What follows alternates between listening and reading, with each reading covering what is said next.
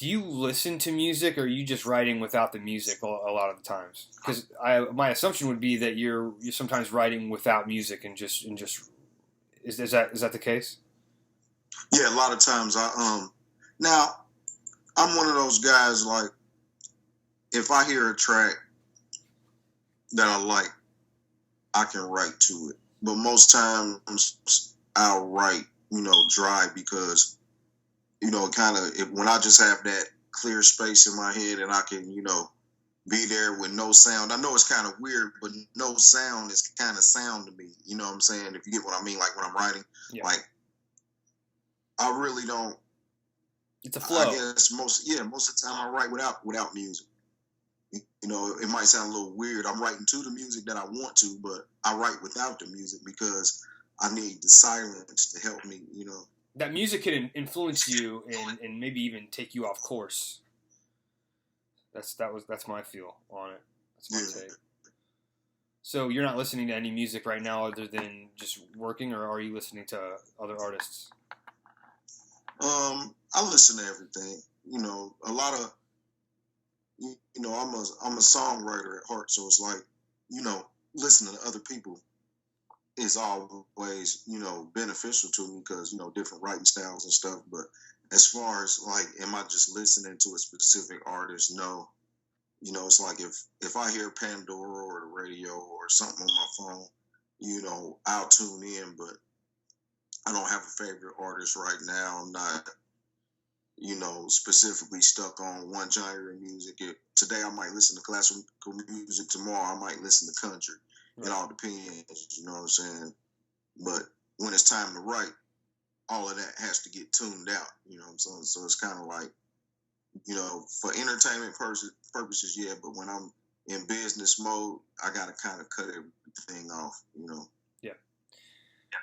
I need to take that advice because I've been listening to jazz, country, I like hip hop right now. I'm listening to his Tribe Called Quest. I'm listening to that a lot. There's one that I really like. Excursions is a great track that I just can't get enough of and listen to over and over again. Um, but like I was listening to classical. I always listen to classical in the car. That's what Sarah likes to listen to in the car. It's Yeah, it helps you relax. And so sometimes I fight that. Sometimes I'm like, man, I just need to hear something, hard right now. I need something to give me some energy. Um, but I do listen to a lot of music, and I get harassed for playing my phone all the time. And sometimes when that happens, there's no need to write because there's already a hole being filled. There's already something happening. So I think I might cut it off because I've got some writing to do for my next album myself. So I'm taking that advice. Um, where are you currently in the production phase of your music? You had sent me something recently that your nephew made. I really liked it. Did you do that freestyle on the spot, or was that something that was written? that was more of. It was kind of both. I was working on a song, actually trying to get Josh to work on a song with me. If you listen to it all the way through, I'm talking to him at the end of the song, Okay, because he yeah, was I thought so. so it was like we were putting something together. We weren't in the studio. We were actually at my sister's house, and we were putting something together. My nephew made the track, and I scratched out the first verse, so I'm waiting on Josh to, write his verse. And the story goes, if you listen to it at the end, I'm saying, what I thought he was writing, he was killing zombies or something. Well, you know, like that was his process. A lot of times you would think like he's paying attention or he's not paying attention, when he is. Uh-huh. So, that particular moment, he's playing the game on his phone, but the whole time he's playing the game on his phone, the music is playing in the background. Right. And you can sing, if you were there, you would have saw him, listening to my verse, bobbing his head, getting into his mode. I know what his process was, so it's kind of making fun of him at the end of it, but No, it was I awesome. know it, I thought it was hilarious. the finished version was a lot better. We just never had a chance to record it, but yeah, he was. It was like we always kind of went through that, and then there were times where he'd be like, "Man, let's do a song," and you like, all right, we're gonna write to it, and you're like, oh, I already got my verse done. You know what I'm saying? So it's like, one moment you think he's not paying attention, the next moment you got to play catch up to him. You know what I'm saying? So it was fun. That always kept me on my toes. Do you have that verse still that he wrote? Actually, I don't. We never got a chance to record it. Okay. I wish I did. Yeah. What was the last thing that you did with him? We did a song called Solid Gold. Okay. That we we performed at the Dayton Music Showcase. The last one that we did. Yep. I'm familiar with that one. Music Showcase. And I'll post it's that. Still a copy I still have a copy of it at the studio that I went to. I just gotta go grab it. I'm gonna do a little tweak into it and put it out. But yeah, that was one of the last songs we did.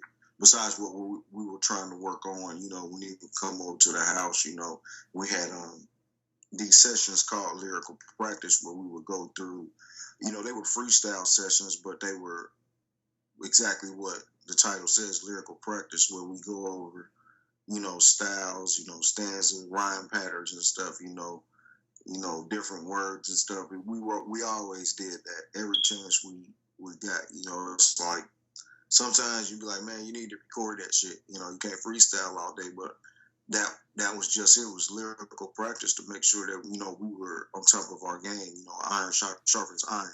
Yeah. So it's like we did that every time we got together. Really. Are you writing a lot right now? You're sounds like you're organizing a lot of music. Yeah, for the most part, I kind of tend to write every day. Every single thing I write isn't down on paper. Sometimes it might just be a line or two, or a hook, or a certain saying, certain phrase. You're a songwriter yourself, so sometimes the songs seem to write themselves. It's like you don't have to put in as much effort. So it's like some songs I write, I actually write them in my head before they hit the paper on my phone, and I have them mostly memorized before. I write them down. I'm sure you go through that, a little bit. That's the Biggie method, is what that is. He was really good with doing that. Half the song is done before you touch the paper. You know what I'm saying? I'm one of those guys that does that a lot. Yeah, I will listen to the song that I'm working on. I usually do work with music of what I have already laid out, all the instrumentals. But I'll get like the first 2 or 3 words of each line that'll come to me, and then I'll have to sometimes piece it together, or sometimes they call it speaking in tongues, where I'll mumble the melody or the flow, and then sometimes words kind of creep out from that. But yeah. I don't think I'm the best writer. I think I have a lot to work on there. You're a great writer, dude. Thanks, man. It's some things I wish that I was better at. Everybody has their strengths and their weaknesses. I think where I could come in more is telling more stories, being more of a storyteller, because you need to have that. You hear that a lot with Tribe Called Quest. Actually, one of the reasons I've really been listening to them, because I like what they do. I like their approach. Here's a good question for you. How can we, the music artists, gain popularity or gain more popularity? We've talked about this in the last interview, but I wanted to follow up with you on it because I think that you might have some answers to this. Well, I think for the most part we have to stop looking at the industry as the standard. We have to set the standard. My only real problem with a lot of our artists is that we tend to hear music from outside and we copycat. Mm-hmm. We think, hey, we're from Dayton, Ohio, or we're from such place in Ohio, and we hear these songs on the radio and we see these artists on the internet, and it's like we come from a fan point of view, and I'm not saying you can't listen to these artists and want to be like them, but when you're from Dayton, Ohio, and you're trying to sound like the music that's down south, we're not being original. We're not being what we're capable of. This is a birthplace you know what I'm saying, for music. And this is you know, if a lot of people did research, you know, they would know a lot of the songs that you've heard in hip hop, you know, that have these great samples in them. A lot of that music comes from here, you know. And I think that if we go back to striving to be original and setting the standard, we'll get more notoriety because we'll stick out because we're being ourselves. You know, there's a million rappers out there. There's only one Lil Wayne, but there's a million rappers out there that try to sound like him. There's a million rappers that try to sound like Future or Little Baby or, you know, a lot of other guys out there. We need the person that sounds like they self from Ohio. We need the person that sounds like, you know, their self. We need our voice. We don't need to, you know, jump on the bandwagon. We need our voice. Yeah. And I think that's where, you know, more exposure, you know, more videos. I would like to see more videos from local artists, you know, more song content, because a lot of times I keep going back to that. I think we try to copycat what we hear because we automatically assume if we hear it, you know, on the internet, on the radio, that, you know, these people are famous, that they got it made. But I don't think we take the time to consider that, you know, their sound, you know, is their sound. That's what separates them. And when we don't do that, you know, Ohio has a sound all its own. Dayton has a sound all its own, you know. Cleveland has a sound all its own. Cincinnati has a sound all its own. That's different from anything out here. And that's what I think we need to push a whole lot more. You know what I'm saying? Our sound, our music, you know, let the world know what it is. You know, don't be afraid to be different. You know, that's what built the industry. People bringing their different opinions and their different styles and vibes, and then other people seeing it and saying, hey, I can identify with that, you know what I'm saying, or that's different, I like it. Everybody's not going to like everything you do out here, you know what I'm saying, but I would rather hear an artist being original than, you know, to end up in auto-tune all day, you know, trying to sound like what he thinks the people want to hear, you know. I think Jay-Z said it best, you know, in an interview a long time ago, that, you know, rappers, they kind of scared to talk about what they want to talk about because they trying to fit the industry, you know what I'm saying, instead of being themselves. He didn't say it like that, but the gist of what he was saying was, you know, that point, like, you know, artists, you know, they're more worried about, you know, trying to please the crowd than be an artist. You know, nobody told, to me, nobody, like, you know, I say this to Josh all the time, and he was one of the people that I can say honestly embodied this for me. You know, nobody told Picasso how or what to paint. You know, he painted it and then people appreciated it. Right. And, you know, that's where I feel that we have to come from. That will help us greatly if we put out the music and the vibes and the styles that are originally from us, and then let people appreciate it instead of trying to cater to what we think they want to hear. You know what I'm saying? I mean, don't get me wrong. People are going to hear songs they can dance to and identify with, you know, songs that tug on their emotions, but do they want to hear the same style of music that they're already getting?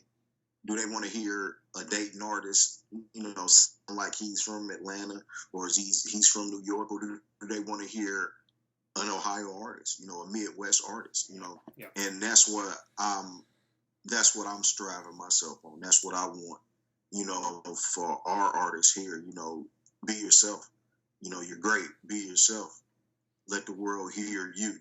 You feel me? Did you hear that, Dayton? Be original. Did you hear that, Dayton? Be original. Yeah. I think. You know, we the birthplace. You feel me? Yeah, and it goes into a lot of, you know, what Seattle Sound did. I taught about that with the grunge scene. They created their own sound. Record labels came in and swarmed the place because it was something new. It was different. And Exactly. Dayton needs to be known for its originality. And that goes across, I think, all genres is what you're saying, correct? Yeah. Yeah. Do you think it's important time right now for music? Oh yeah, everybody. Music now is kind of our best friend. I mean, you got to think there's people that's been in the house under quarantine for months. And all they have is their TV, their phone. At times no friends. Hey, you there? What's up? We back. Hey, thanks, man. Can you hear me? Yeah, I can hear you. Yeah, you can hear me? I can hear you. All right, you said just a little something? Yeah. Sorry for the connection All right. problems. All right, you cool. I'll give you one of my favorite verses that I wrote. This is actually a verse, one of those verses I'm talking about that I wrote without actually writing it down. I kind of wrote it and was memorizing as I go, and it always stuck with me. Yesterday is history, tomorrow is my destiny. Got my game from the streets, thank y'all for blessing me. I had to eat, so I came up with a recipe. I did some dirt, but I did it all allegedly. I look at what's ahead of me and what's the past, I let it be. Troubles and my struggles only added to my pedigree. Now I'm on a regimen, better than I ever been. When opportunity knocks, I open up and let them in. I'm trying to win like a champion at Wimbledon. Like I'm Mike Epps, fam, all about the Benjamins. Watching for the fakers and the snakes trying to slither in. Inside this concrete jungle, it ain't no friends. So we do it like gangsters and gentlemen. CEO status, straight boss, no middlemen. And I know I'm hated on by many men, but if they hate me that much, tell them come and get me then. Nice. That's one of my favorites right there that I wrote without having to really touch the paper. Man, it's good. It's good. I've heard it probably a couple of times. Yeah, it's good shit. Well, thank you for talking with me. I can't wait to do this again. And Tay, you have yourself a good week. You too, bro. See ya. Good to see you. Hey, you too.